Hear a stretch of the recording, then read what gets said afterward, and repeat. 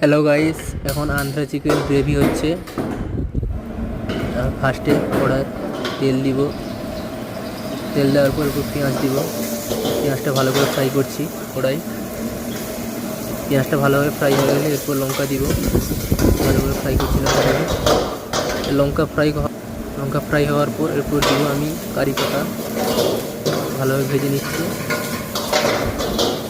ভালোভাবে।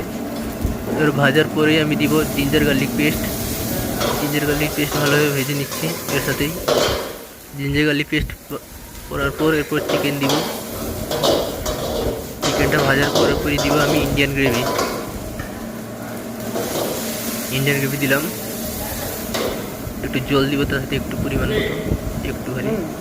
এরপর আর একটু কমে গেছে, তাই জন্য ইন্ডিয়ান গ্রেভি দিব। এরপর দিব নুন, আজিনামোটোর, হোয়াইট পেপার, চিকেন মশলা, গরম মশলা, লঙ্কা গুঁড়ো, এরপর পেপার দিব।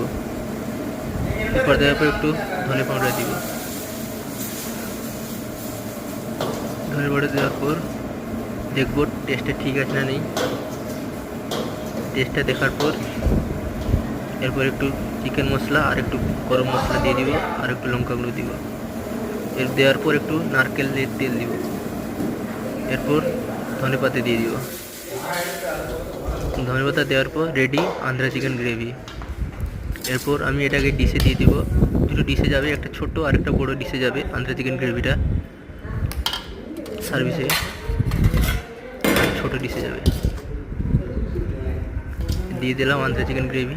এরপর এটা রেডি আন্ধ্রা চিকেন গ্রেভি। এরপর একটু ধনেপাতা দিয়ে দিব, দিলে কমপ্লিট।